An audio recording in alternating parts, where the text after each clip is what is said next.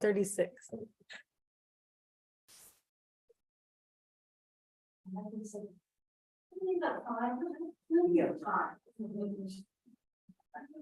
No, I like to find, and that's not true, is it? No, it's not. Well, I was not.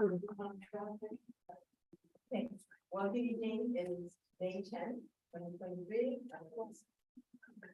It is 5:37 and we are the library advisory board and we're convening.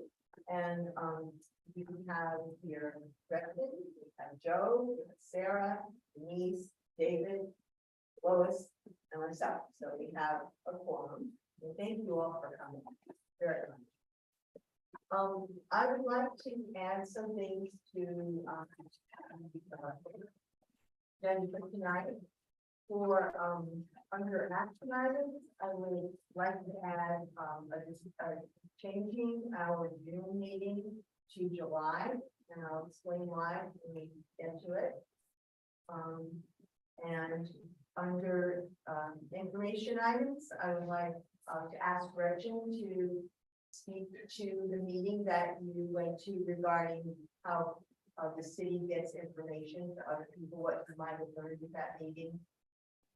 I didn't learn anything. Okay, that was a quick That was discussion. a quick. All right, It was not so much how they get information, it's how the different,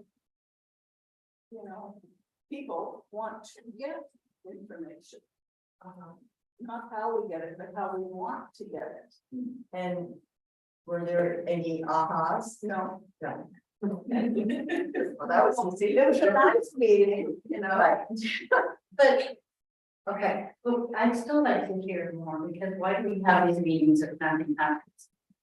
Okay, anyway, Well, it wasn't just from us. I know. From all city business. How do we want to know what's going on in the city? How do we want to be told what is going on in the city? so what were some of the ideas and what?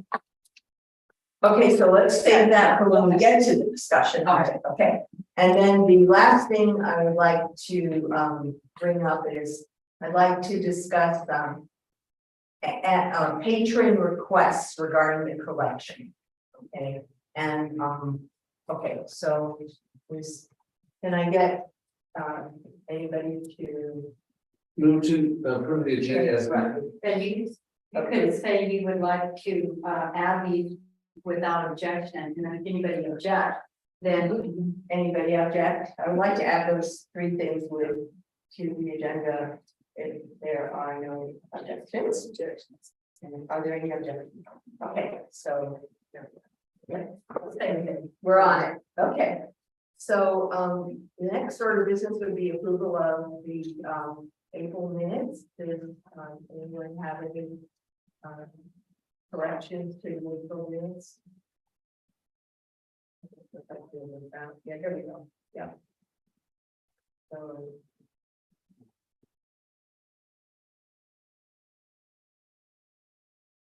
Move to approve. I second. All in favor? Aye. Opposed? Okay. Do we have any public comments? No public comment. No? Okay. So under information items, we start with our team advisory board member. Moving the paper, so our team, so I'm Katie Mattis, I use they the pronouns and I go to Public Learning Further as a senior. Our team advisory board meeting in April started early and we turned it into a work session and we created gifts and thank you cards for all of the Salem Public Library staff members for National Library Workers Day. We created custom DIY reading challenges with prizes for each category completed, and then tab members also had the chance to help co-host library events. Sam Hart and Sage Pixel, I don't know if I said her last name right, I hope I did. We're co-organizers and MC for King Poetry Slam on April 27th, and Brian partnered with the Red Cross and co-taught a dance-only speaker class for homeschool students on April 28th. All of them went well, and then we have also finalized a plan for a promotional video for the summer reading challenge, which will be filmed tomorrow. And this year's theme is Find Your Voice. Our video will show several fun ways that the library can help people speak up and be heard. And then finally, on Saturday, we had a we have a birthday to try and launch the seed library. We need to move bulk seeds into smaller envelopes and finally signage, and we hope to see the launch soon.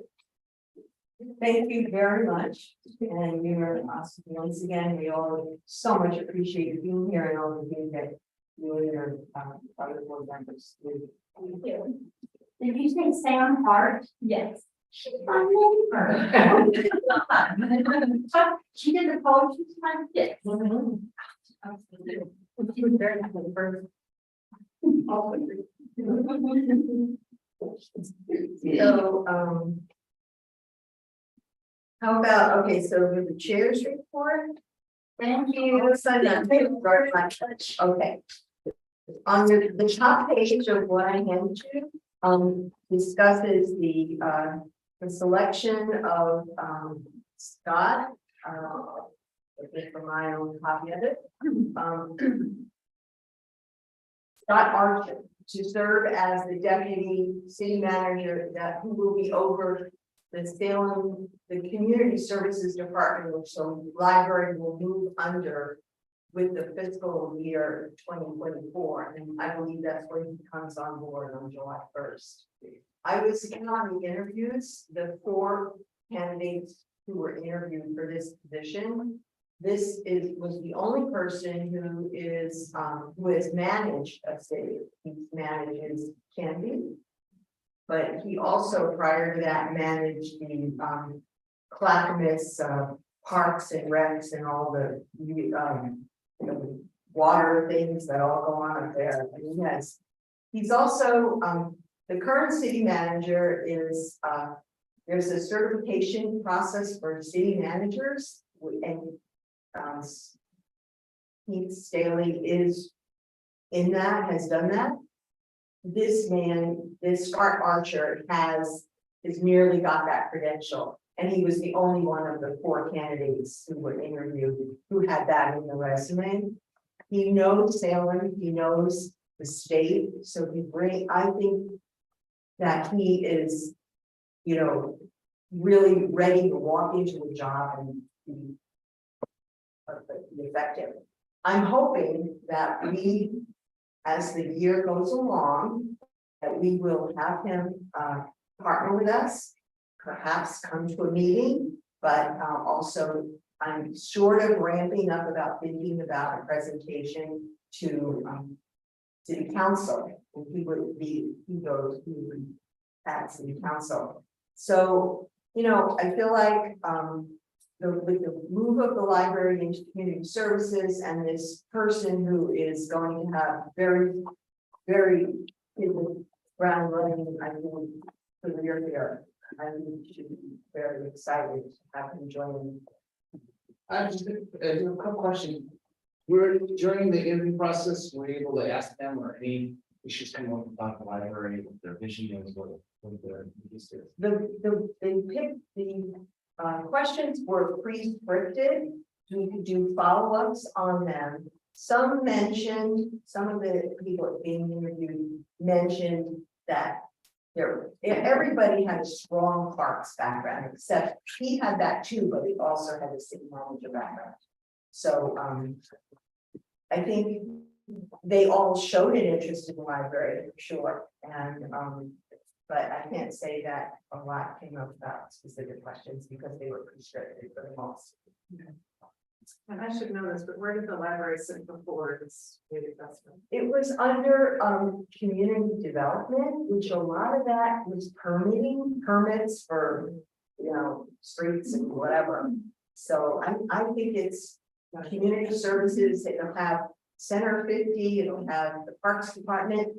And when I think about it, the parks and the library are probably the 2 city venues that are for like all comers. They're not niches like Center 50 because they age. I mean, and I think that having somebody who they all had strong parks backgrounds. And as I look at like the budget and everything, parks are big in the general fund. Yeah.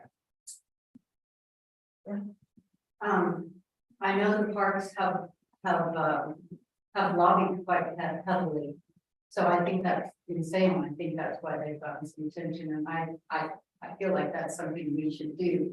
And I would suggest that we not the first day when it comes to Salem or anything, but extend an invitation, yes, early, because we want to let them know what we're about. Yes, yes. That's And my I think that can be where we, you know.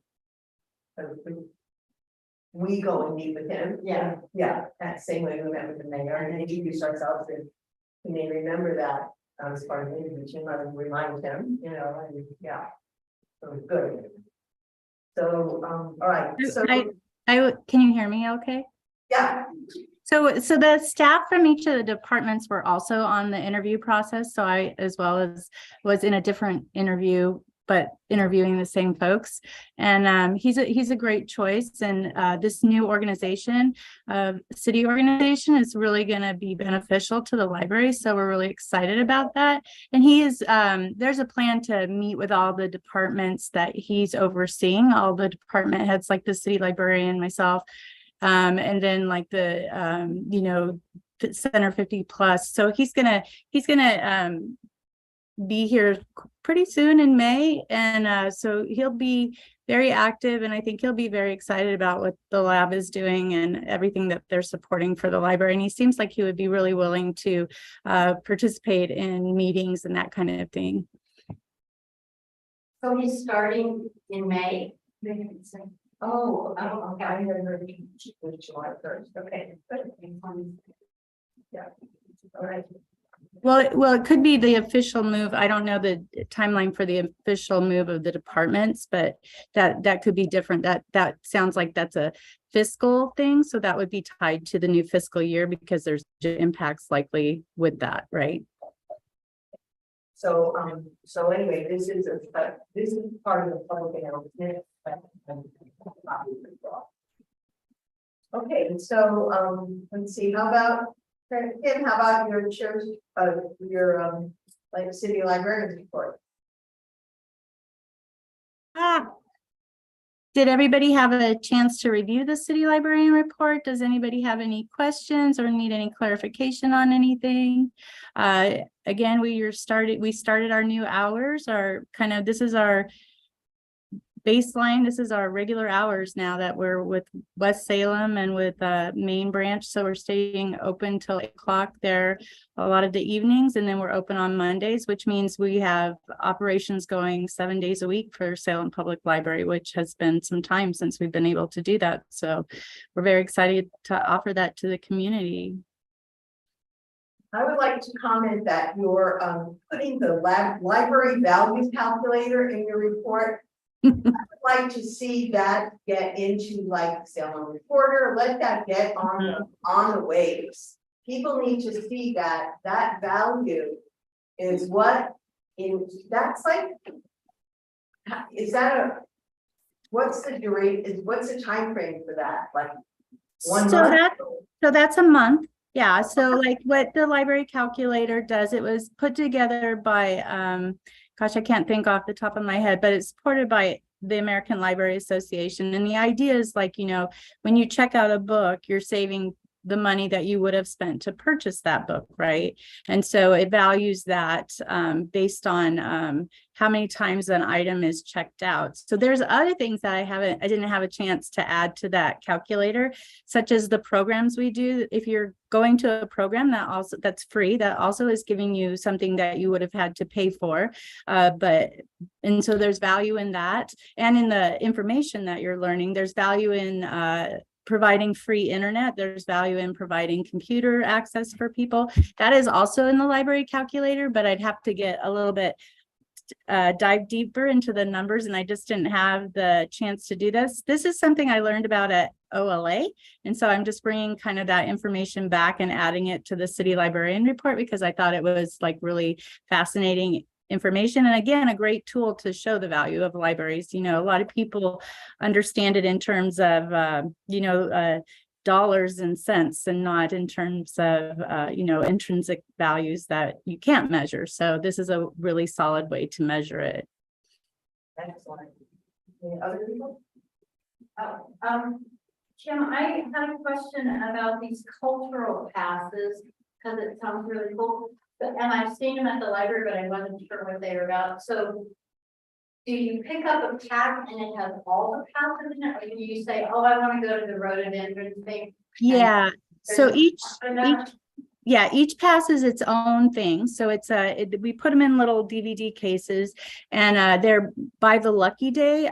So you take them, you check them out, and then they work just like a regular item, except they can't be renewed and they can't be put on hold. So they work like a lucky day item, basically. Each one is its own pass, so it gives you a day pass in, and it has like how many, how many adults, how many children. It depends on the institution, what their rules are. So like, let's say if I wanted to go to the Gilbert Museum, I'd just check out the Gilbert Museum pass and I'd be able to get in. And then the same with any of the others. They're very popular. They're hard to, I mean, right now it's hard to find them on the shelf, but we have multiple copies of each one, and the Friends of the Library paid for those with their budget, their fiscal budget this year. So they're great to have, and we're very excited to offer those. That is wonderful. That is Yeah. really cool. As an example, you even have passes for some of the best hiking in Jefferson Mountains. Those are really hard to get. Oh, Those are cultural passes too. I didn't hear that. A hike, was it hiking, did you say? Yes, in the Jefferson Mountains, some of those passes, such as to go to Vermilion Lake. And some of the, permit only hikes.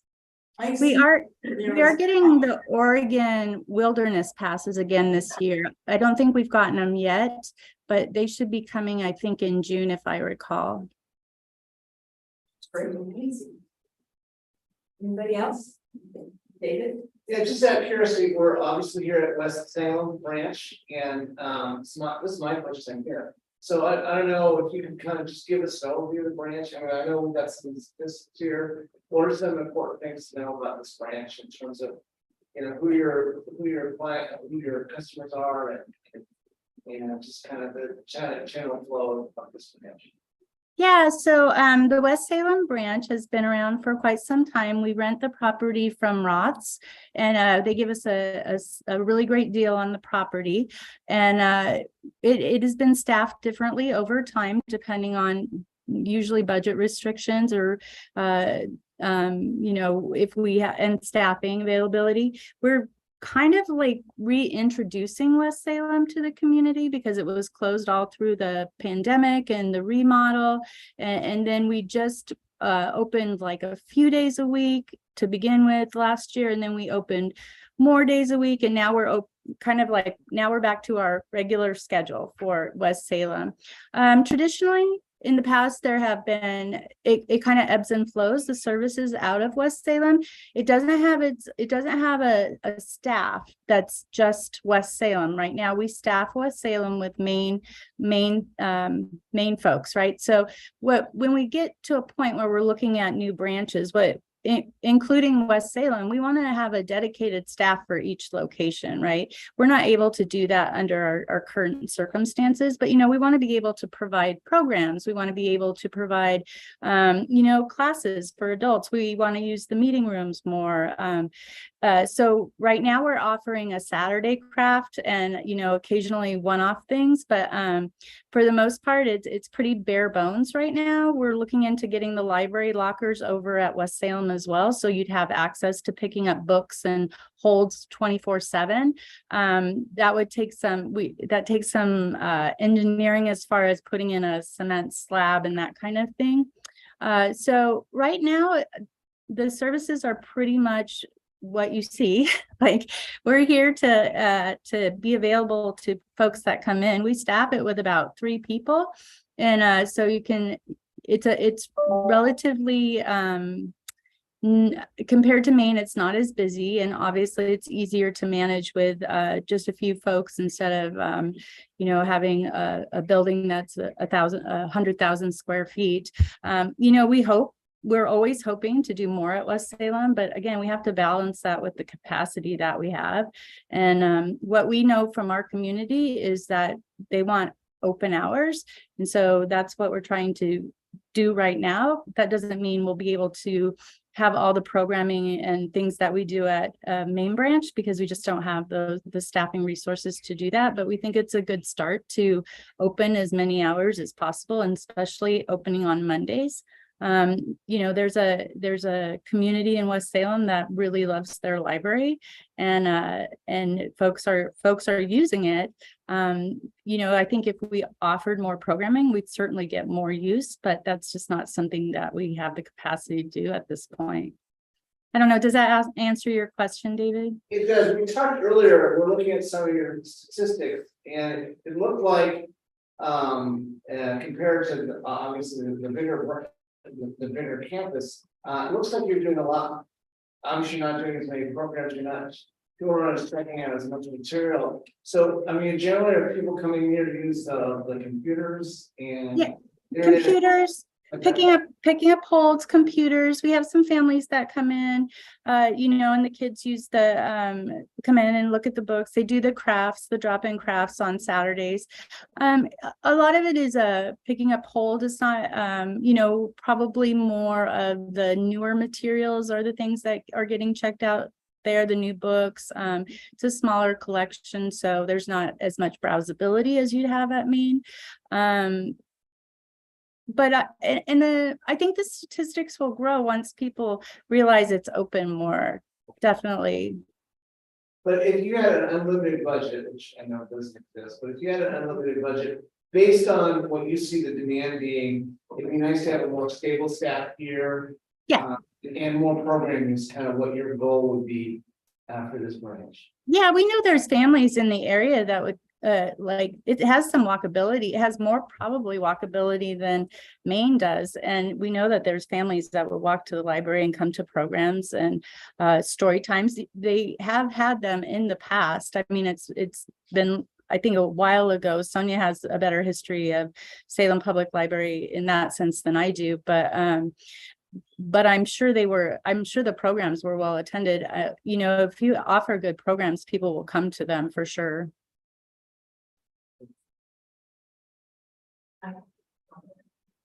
What about the selection process for the teen interns? I saw that you had 96 applicants and so how there were a couple of meetings ago, we talked about, it was brought up that there would be like the same kind of interview process. So Sonia, do you want to speak to your process? yeah. Yeah, so the hiring is done through city HR, so it is hiring for a position with all of the steps from HR. So we had 96 total applications, 90 of those came qualified to be reviewed. And so that process is now done, and we're inviting 13 for interviews. So it'll be a panel interview, similar to the one you experienced, where the questions are laid out in advance, and we go through those questions with each student, and we'll be selecting 2 of those. So, You know, when Mel had offered that she would be interested in being part of that process, and she's unable to continue on the lab. So I wondered if you saw any role for any of us, anybody from the lab, to be part of that interview process for the intern. certainly, if there's someone available, we're doing interviews on from 3 to 5 p.m. on a Thursday and 10 to noon on a Saturday. You have specific dates. Okay. Yeah. Can you tell us more about? Yeah.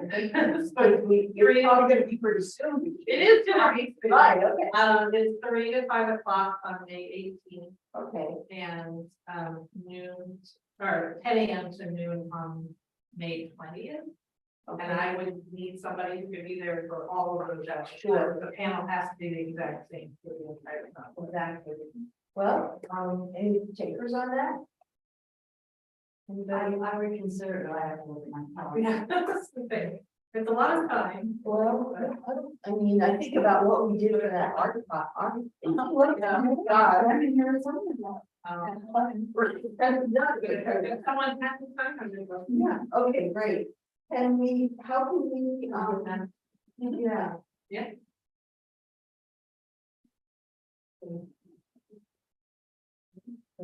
Yeah, it's a Thursday and Saturday. Well, I think it's important if we can participate, so Lois, you. I'll look on my. And then if you're not able to, let me know, and then I'll either solicit individually or I'll do it myself. Or I know I can't. sure, it's right before graduation. We could also, like, as an alternative, we could have, as an alternative, we could, the candidates that we select, we could have them come and meet everybody on lab, like attend a meeting and say what they're doing for the library and that kind of thing, like kind of report out as an alternative to sitting in on the interviews. That might be more, it might be more beneficial to everybody, I think. I don't know. What do you think, Sonia? Yeah, my hope, my plan is to have them attend. I would have said the June meeting, but I hear the June meeting may be endangered, so maybe I'm saying the July meeting. And then also to have them come back in September and give you a complete report on, like, I'd love them for you to meet them at the beginning, but also to hear a report from them at the end, where they really get to talk about everything they were able to accomplish. Yeah, I think that we should, Yeah. I think we should do both. Yeah, great. I mean, this team group is, they're rock stars, and we began the initiative to think about the intern. And brought it up, and so I think it's full circle. It was something we advocated for, and we funded, and yeah. Okay, so that, okay. I'll check with you. Yeah. Okay, yeah. And then you let me know. Hey, I probably, I had another question quickly. Can I? Oh, sure. Hey, the community engagement senior librarian position, could you tell me more about that position? What will they do? Sure. So that is an adult services position. They will be involved. We have a communication team that is made up of several library staff. That person will be the point person for that team. They'll also be doing, working on getting the word out about our programming, working like putting things on the website, that kind of thing, but also doing the adult services programming, like engaging with the community, going on outreaches. I think I have new ways that we can really provide provide kind of a focused kind of path of adult programming, really setting, like tying it to the strategic plan and really measuring our goals, having goals and having measurable indications. If our programs are successful, that person will be involved in doing all of that along with the programming. And then they also they do collection development and all of the other things that, our librarians do, like they oversee projects, that kind of thing. Okay.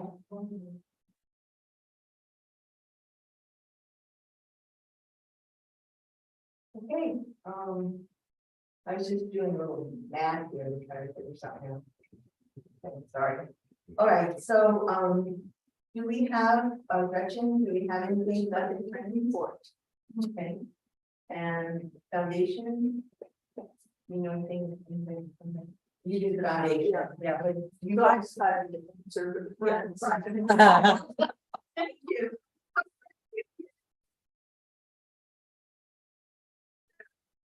They all talking about. Yeah. Which everybody should go to, but they failed to call me with the report, and for the foundation, there's nothing to report. All right, okay, so we down to discussion of lab funds. Yeah. So I just wanted a report of our what funds are available, and I thank you very much for getting the report. So so I take it there's sort of like two funds, and if you add them, you get the total is okay. And so it looks like it's about $194,000. Am I correct? Okay, that's all I wanted to know. I just wanted to kind of keep tabs on that, so we know how much money we have and how much, sort of like. Maybe some to spend. Okay. So, pedestrian safety, okay, so just to review.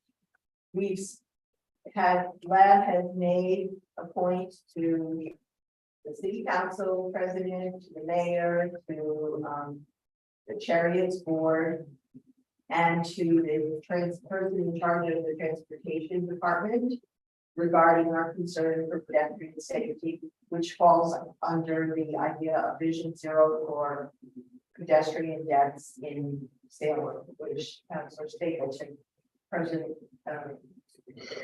Council President Stapleton brought forward at her first meeting this year. So, I sent an email to, can't remember, Julie Warnicky, who's that transportation head, and explained to her that we had, I felt reasonable explanation for the bus, pull throughs. But I asked her to continue to keep it in her mind to, if there are opportunities, other opportunities to improve the bus riders getting to city center and to the library. I just put that forward and asked her to keep that on her radar. I knew that, all of us still wanted to not let that totally drop. And I thought that one person, in addition to the others, brought it forward too. For example, I was on, I think it was one of the streets out south, and they changed their stop sign from just a stop sign to one that's flashing red around it. So, there are things that could come up if people are sort of thinking about safety innovations that may not involve rerouting the bus, but could make that safer for people crossing. So that would be the pedestrian safety update. We've already talked about the deputy city manager position. And okay, so the city council presentation by Senator Finke, I thought was really good. I watched it online. What I liked about it, and I'm sort of thinking in my head about what ours will be like when we're scheduled, and I'm glad that we weren't like put in February or something, where it was like, oh, hi guys. So, what I liked was it was a collaboration between like their equivalent of the lab and also their director. And I thought, what a great way, if we were to come before city council, I think having somebody from TAB, for example, I think it would strengthen and boy, if there's anything those people care about, honestly, the council, it's youth development, where they can break out, getting in the, background and stuff, and, doing flag deal and whatever.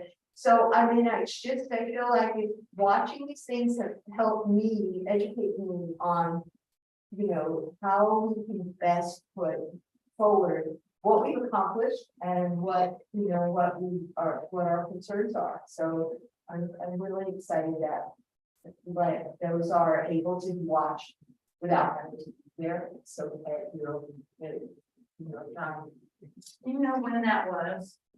it was not this past week, but the one before. So whatever, it would have been, it would have been like, it's 27th maybe.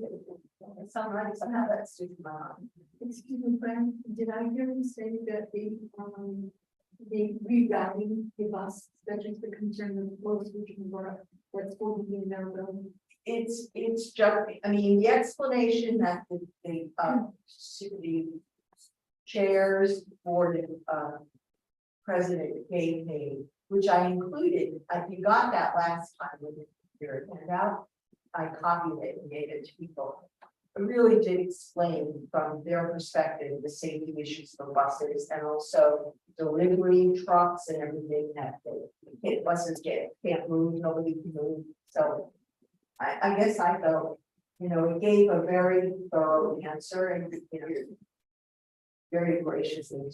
All right, well, we should at least ask for a covered bench for our patrons who are waiting to bus. Okay, The rain, snow, all of these issues, I see people with wheelchairs, okay, walkers, and walkers with crutches.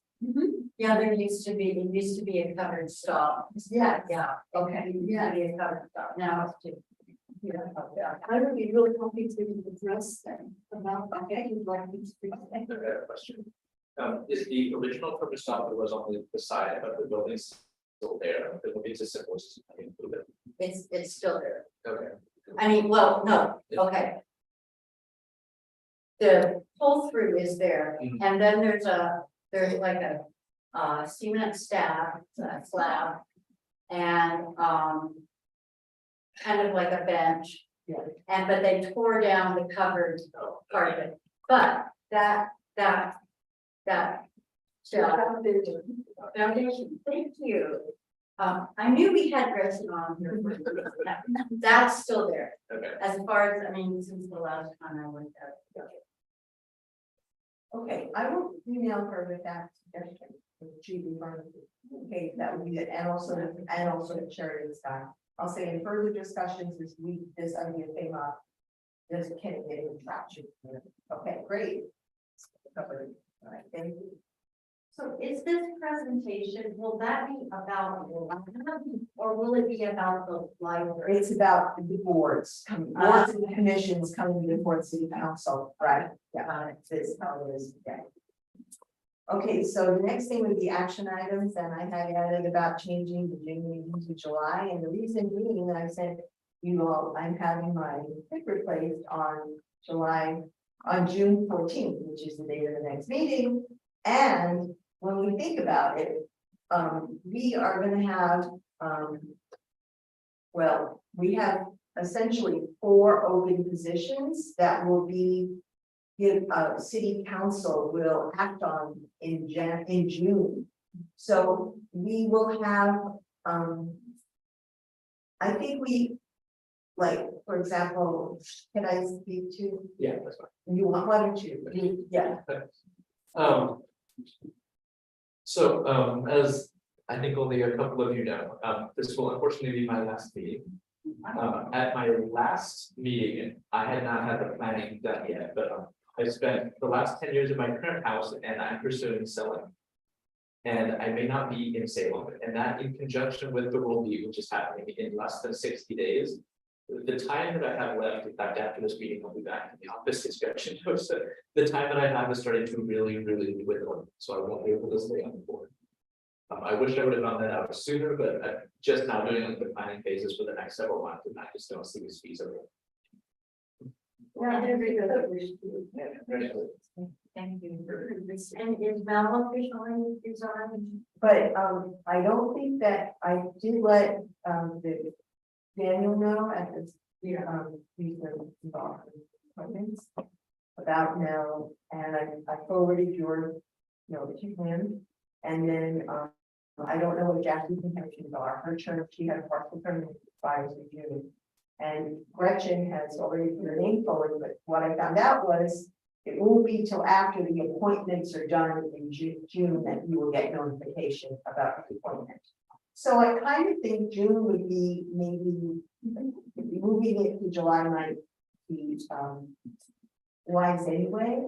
And so I guess, That would be a good July 10th, that would be fun. I believe it. That's not really done. Okay, Okay, no, it's actually. yeah. Okay, so do I have, does someone have to make a motion? I make a motion that we move the June meeting to July. Now, and just a question, are we anticipating that will be in person or that? That's remote, that will be, yeah, and that'll work for me because, yeah, well, it'll be a month. But might not be dancing, she said, we know, we'll be danced by then, right? Well, great, thank I'll you. second that motion. And all approved, or, anybody opposed? Okay, and as far as like, people recruitment, I did reach out to Salem Pride, to, Zach Cordoso, who is the head of Salem Pride, who actually works for the city, but who has come before city council on behalf of things maybe before he worked for the city, and he also came before the lab during the time that we were doing the collection policy stuff. And, but because he's a city employee, he could not be on lab, but he asked if he could bring it up with other people on his board. And I said, yes, and I outlined what the responsibilities were and how often we need to go on these things. So, but I haven't heard back. Quick question, Joe, is there anybody with the cultural center that you would add volunteers that can be potential? You know, I can send an email out to see who's interested, because we've got several committees of a lot of people who volunteer, so it is possible. That'd be wonderful. And maybe explain to them like that they just need to go to the website and, you know, or they can email me. You can, and I'd be happy to like talk to them or, you know, give them information. I think at one point too, we sent out an email blast, kind of announcing that we would be having lab openings, and I think we did get a pretty good response from that for the applications. If you wanted the library to send out something, we could do that. I think it'd be great for both efforts. Yeah. Mhm. Diversity is follows up on all the strategic plan objectives. And do you guys have a flyer? Do you do a flyer? Because it'd be nice at the book sale, we had a flyer. That would be good. That's a potential. If somebody on your team could make a flyer, I'm sure the friends do the book sale. I'm sure they would have it available. The flyer available. Great idea. Who's the mother? Do I hear you saying? I'm volunteering. It's like volunteering. Reaching out to, say the NAACP and Mama. I don't have any contact people there. I'd be happy to contact NAACP. I was a million. Okay, I'll be Mama. Okay, excellent. My friends and I saw the year online, but I am really interested in working with foundation. I mean, if there are enough applicants, then I might want to step over to foundation. And I'm also wondering, is it possible to, I mean, you do both at the same time, Gretchen? I am the liaison. You're the liaison, you don't work with foundation, you don't. I'm on the board, but it's because I'm the liaison lab. Right. Yeah, because I talked to Kate about the possibility of working with foundation, so I just want to put that out there. Okay. Yeah. All right, great. So, a couple other things. I didn't include too much about the projected 2024 budget for everybody to read, and I'm not going to bore you all with it. But I am going to say that the top page, which is the one right under the thing about Scott Archer, does show the total Salem Public Library for his budget for 2023, and then the projection for 2024. Which that's what I was doing with my math, is about $400,000 difference increase. Yeah, 440,000. And given the inflation over the past year, I wondered what that's going to mean for particularly item number 1 under this, collection management. There's a $500,000 drop in that. And what you know, is that collection management, is that like acquisitions and stuff? What is that? In the budget, the city budget? Not necessarily all collection. How it works is that there are different programs, and so that's one of the programs. And so collection management is also staff time. It's also, I mean, there's a lot of things that play into that. It's like your AMH, like your automatic materials handler, those kind of things also are part of collection management. And so what we do when we allocate the budget is we're like, okay, this person spends, for instance, let's say your a librarian. So you're going to spend part of your time on collection management in that program because you're going to be selecting books. That is not materials and services necessarily. Materials and services are what we put our subscriptions and books and ebooks, all of that. That is where that budget line comes from. That budget line isn't really changing for next year because we get a budget, and part of that budget is it's really divided into two buckets. One is materials and services, and the other one is salaries. And as most people know that have done any budgeting in any organization, it's the salaries are a big chunk of your budget, and so as far as our materials and services, those aren't really changing, and so like it's not going to affect the amount of money we're spending on purchasing books, magazines, and ebooks.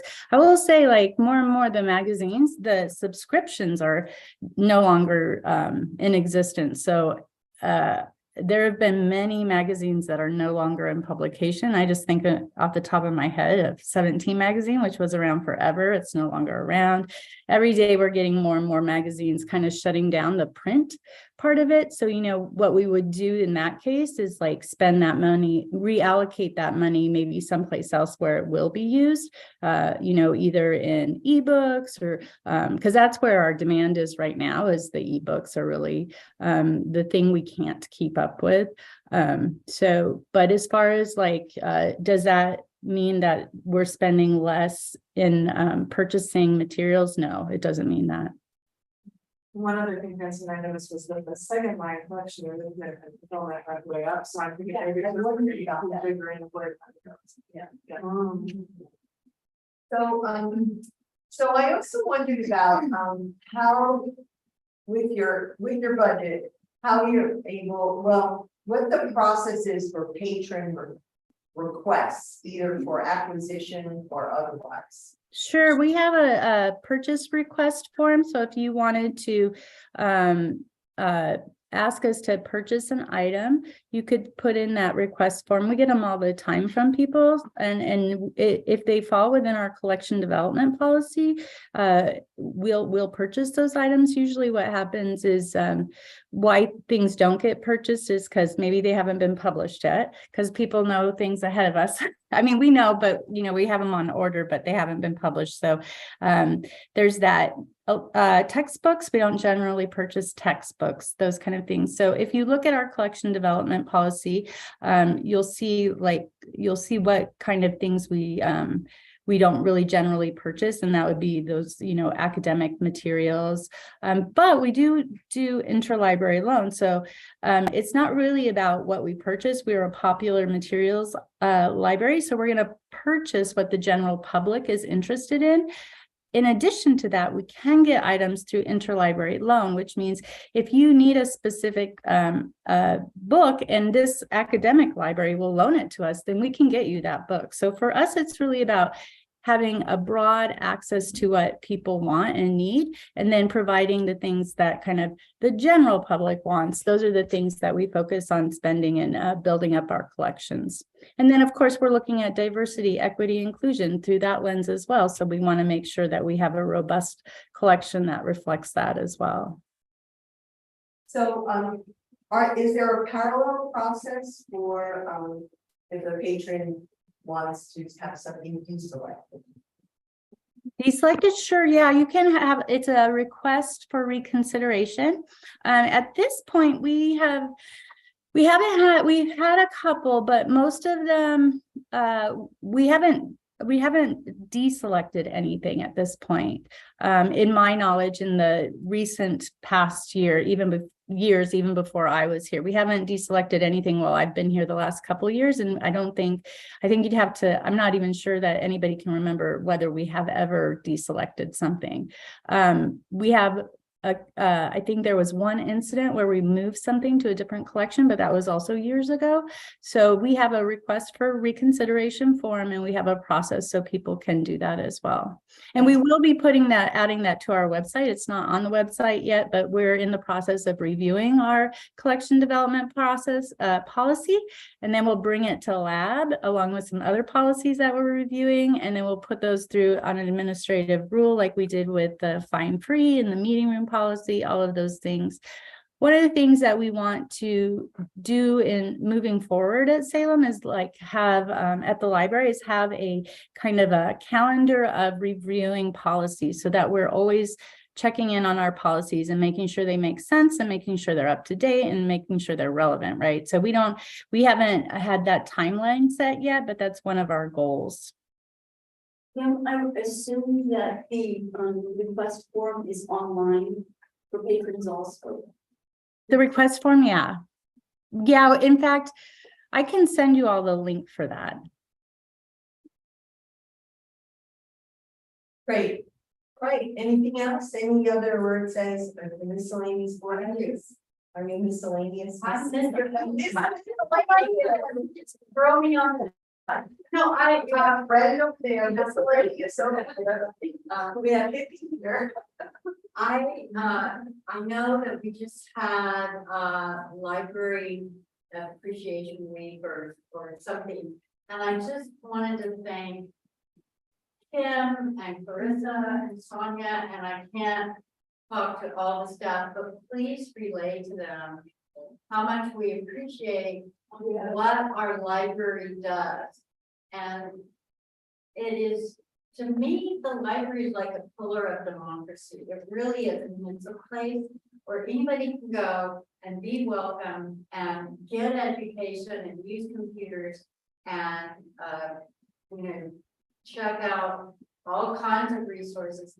And it's so important. And I don't want any staff to ever feel like we don't appreciate them. So here's to you. Library staff. Well, And that is, because a similar thought is that libraries around the country, libraries around Oregon, libraries around the Northwest are under attack. And I think it's really important, and I want to say, I'd like to do a motion on the part of the board, thanking the library staff for their dedication and their commitment to excellence, because as well as the particularly, I mean, this is a safe place where people can come to learn, to talk, and to explore. And it isn't that place doesn't exist, unfortunately, all over the country. So thank you, Kim, and the staff for providing that resource. well, it feels good to hear that. And for sure, I wanted to say, the staff at Salem are amazing. It has been a rough couple of years for library workers and a rough kind of long time, trying to get back on our feet, and they have done an amazing job. And I'm so proud and humbled to be part of this organization. And it is great to hear that recognition, but it's the staff are amazing. Thank you so much. Yeah, quick thing, I'd also like to thank the library for our brief collaboration on the Spanish film series we did. Yes. And it's kind of a good reminder to not just World Beat, but to any other nonprofit or communities that are looking for a place to hold an event, just how facilitating the library can be. It was a very easy process, and Kim, you were fantastic, and the staff was fantastic, and worked with us to even extend their hours a little bit to make that happen. We had about 100 people show up for attendance. Yeah, that was a great event. Thank you for hosting it, or for putting it together. Can I just bring up one thing? I am seeing in the community, very few people seem to understand or know about Libby and Canopy apps. And that makes all the difference in the world for many community members to access their library. And I'd really like to see somewhere of promoting it. I was even thinking of going into some of the businesses and with the permission, of course, And, you know, saying something about these apps. Many people would love to have access. Yeah. Yeah, I mean, that has always been a challenge for the library, is to get the word out about everything we do, right? And we're working on that goal.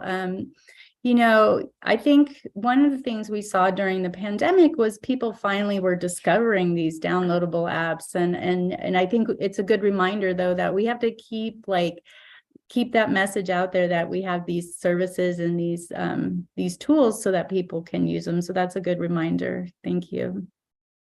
I remember several years ago, there would be in the Anderson room, people set up who were like able to help people kind of figure it out. But I think that help is available even if people walk in and ask for it. Am I not right? Yeah, we have our staff, again, our staff is great. They can show you how to download your book in like no time at all. and troubleshoot if there's a problem, they probably can figure it out. I'm pretty sure.